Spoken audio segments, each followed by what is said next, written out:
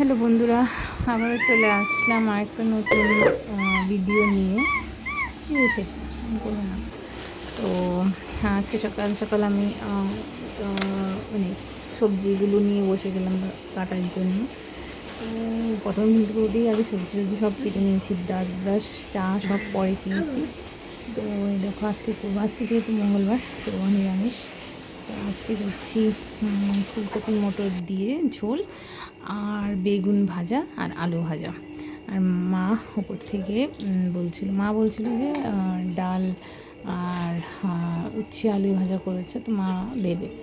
আর এখানে দেখো কি আমি মটরশুঁটিগুলো সব ছাড়িয়ে নিচ্ছিলাম, দানাগুলো সব মানে বার করে নিচ্ছিলাম। তো অনেকগুলো মানে মটরশুঁটি আমি ছাড়িয়েছি, কারণ কি ফুলকপির তরকারি তো ভালো লাগে বেশি বেশি করে একটু মটরশুঁটি দিলে। ফুলকপি পনির যাই বলো না, সব জিনিসে একটু মানে মটরশুঁটিগুলো দিলে খাওয়ার তরকারির টেস্টটা আলাদাই হয়ে যায়। তো মটরশুঁটি ছাড়িয়ে এবার ফুলকপিটা কেটে তারপরে আলুটাও মানে ভাজার জন্য কুচি কুচি করে কাটবো, আর বেগুনও কেটে নিয়েছিলাম আগে। তো এই দেখো বেগুন একটা বাটিতে আছে, এই সব কাটাই হয়ে গেলো অলমোস্ট। এবার আমি সব ধুয়ে টুয়ে তারপরে রান্না বসাবো বলতে আগে ফুলকপি আলু এগুলো সব ভেজে নেব, মটরশুঁটি দিয়ে সব দিয়ে তারপরে আমি অন্যান্য কী বলে বেগুন ভাজবো আর আলু ভাজবো। তো চলো দেখো কীভাবে আমি রান্নাটা করছি। আর এখন ফুলকপির জন্য মশলাটা রেডি করতে হবে, সেটা হলো আদা আর জিরের যে মানে বেটে নেব, আর হলুদ নুন তো দেবই, লঙ্কা বাস, আর ফোড়ন থাকবে। তো এই দেখো আমি এখন এদিকে ভাতও চড়িয়ে দিয়েছিলাম, ভাত হয়ে গেছে অলমোস্ট। আর এখানে ফুলকপিটা ভাজবো, ভাতে জল একটু কম হয়ে গেছে, এখন আবার আমি জল দিয়ে একটু দিচ্ছিলাম।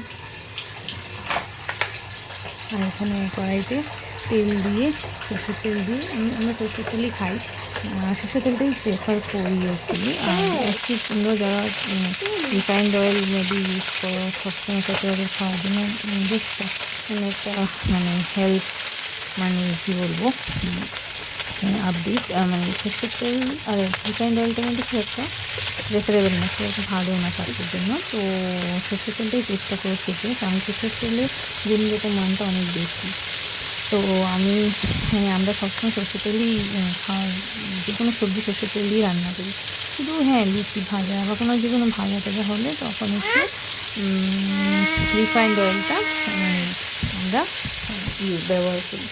তো এখানে ফুলকপি সমস্ত ভাজা হয়ে গেছে, নুন দিয়ে দিয়েছি, আর এখানে তো টমেটো নিয়েছি, এটা ফুলকপি দেবো।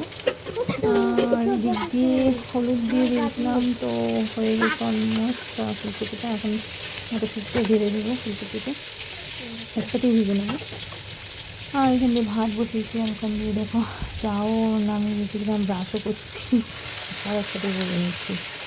আমি একটা জায়গায় মধ্যে দাঁড়িয়ে দিচ্ছি, কোনো কাজ করে দিই টুকিটাকি অন্য কাজগুলো করে নিই, তাহলে করলাম না দাঁড়িয়ে যেতে লিখে দেবো, অনেকটা কাজ এগিয়ে থাকে অ্যাকচুয়ালি। তো এখানে ভাজা হয়ে গেছে ফুলকপি আলু মতো, তো এটা আমি তুলে নেবো। এখান থেকে দেখো আমি রুটি বানাচ্ছি স্কুলের জন্য একটু রুটি আর আলু ভাজা দিয়েছিলাম। তো রুটি বানাই আমি দিয়েছিলাম চিনি নুন একটু দিয়ে, মোটামুটি দিয়ে দিই, তারপরে গরম জল এর মধ্যে দিয়ে দিই, তাহলে সেটাকে নরম নামিয়ে। তো এবার এর মধ্যে একটু তেল দিয়ে দেবো আবার, তারপরে আলুটা ভেজে নেবো এর মধ্যে। আর এখান দিয়ে আমি রুটিটা আটাটা মেখে নিয়েছি, মানে চামচ দিয়ে করি, কারণ কি জলটা গরম, তো সেই জন্য চামচ দিয়ে জাস্ট মেখে নিয়েছিলাম। আর এখানে আলু ভাজা দিয়ে দিলাম, লঙ্কা কেটে দিয়েছিলাম হয়তো, জিরে দিয়েছি আলু ভাজাটা একসাথে, এই কী বলে কালো জিরেটা দিয়ে, তো নুনও দিয়ে দিলাম, আর হলুদ দিয়ে হয়ে যাবে আলু ভাজা। খালি আলু ভাজা খুব ভালো লাগে, কোনো কিছু না দিয়ে, জিরে বা কালো জিরে কোনো কিছু ছাড়া। এই দেখো ভাত অনেকটা হয়ে এসছে। ভাত আজকে আমি অনেক বেশি চাপিয়ে দিয়েছি, তাই হাঁড়িতে হাঁড়ির উপরে চলে এসছে। তো ভাত হয়ে গেছে, এখন ভাতের মাঠটা ফেলে দেবো। আর এই যে হলুদ দিয়ে দিলাম আলু ভাজা। তো আলু ভাজা অনেকটা হয়ে এসছে আমার মনে হয়। তো এখন মাঠটা দিয়ে চাটাও খাচ্ছিলাম সঙ্গে। আর একটা কড়াইতে এখন মানে ফুলকপির যে তরকারিটা করবো। তো দেখো আদা জিরা আমি বেটে নিয়েছি এখানে। ওইটাকে একটু বাটিতে নেবো, তার মধ্যে হলুদ মানে মিশিয়ে দেবো। আর ওই দিক দিয়ে ওই তেলটা গরম হয়ে গেছে অলমোস্ট। তো সেখানে আমি ফোড়ন দিয়ে দেবো। দেখো ওই ছোটো বাটি মানে হ্যাঁ ডিব্বাটার মধ্যে ফোড়ন আছে, তো সেই ফোড়নটা ওখানে দিয়ে দেবো। 5 ফোড়ন দিয়ে 5 ফোড়ন মশলাটা আগে টমেটো দেবো, তারপর মশলাটা দেবো। টমেটো দিয়ে দিয়েছি, এখন মশলা দেবো। এখানে দিয়ে দেখো মশলা দিয়ে দিলাম। একটু ধুয়ে দিলে আর দিতে গরম জলটা ফুলকপি দেবো। আর অনেকটা হয়ে গেছে মরিচটার মধ্যে। আমি করে নিচ্ছি। তো বিরিয়ানিটা এখন আমি করে দিই। তো খাওয়ার খাওয়ার দিয়ে খাওয়ার মতো হাতে কমে দেবো, আমাকে খেয়ে যাবো, কম হয়ে যাবে। আর এখানে বেগুন কেটে রেখেছিলাম, যে ভেজে রেখেছি দেখে আমি বাটি দিয়েছি। তো এখন লাস্টে ওটা পুরো কিছুক্ষণ আগে দেবো আমি দিতে বানিয়ে দেবো, তাহলে গরম গরম খাই।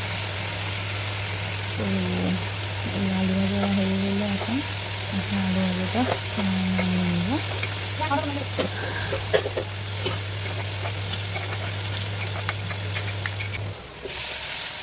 আর মশলাটা হয়ে গেছে ভাজা। তো ফুলকপিটা সব পুরোটা ঢেলে দিলাম। তার মধ্যে জল গরম হয়ে গেছিলো, তো জলটাও দিয়ে দিলাম।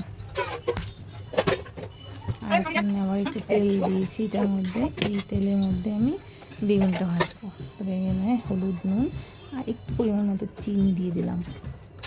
চিনি দিলে কী হবে না, বেগুনের স্বাদ মানে যে স্বাদটা বাড়বে। আর একটা কোনো সময় বেগুন তেতো তেতো হয়, সেটাও কমবে। আর প্লাস রঙটাও ভালো হয়। তো সেই জন্য একটু চিনি দিলে ভালো বেগুনে।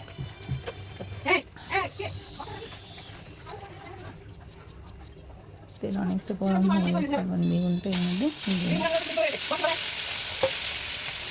এই হলো আমার সকালবেলা রান্না। আজকে প্রায় 10টার মধ্যে আমি সব রান্না শেষ করে নিয়েছিলাম। ভাত, তারপরে বেগুন ভাজা, আলু ভাজা, তারপরে ফুলকপির ঝোল। এইগুলো কাটতেও অনেকটা সময় লাগে। কেটে কেটে রান্না করতে করতে অনেকটা সময় চলে যায়। তার মধ্যে আমি অন্য কাজও করি মাঝে মাঝে। তো তাতেও মানে সব কিছু মিলিয়ে, বাট এনিওয়েজ আমার বেশিরভাগ সব কাজই সকালের দিকেই শেষ হয়ে যায়। দুপুরের দিকে আমি ফ্রি থাকি, মানে সকাল বলতে 11টা সাড়ে 11টার পরে আমি ফ্রি থাকি, কারণ কি আমার অফিসের কাজ থাকে। তো সেই জন্য মোস্টলি আমি ওই টাইমে শেষ করে দিই 10টার মধ্যে। তো এইসব করে রান্না করে সব কিছু শেষ করে তারপর ছেলেকে খাইয়ে মানে খেয়ে নিয়েছে, নিজে নিজে খেয়েছিল। তারপরে আমি চান টান করে পুজো টুজো দিয়ে তারপরে স্কুলে দিয়ে আসলাম।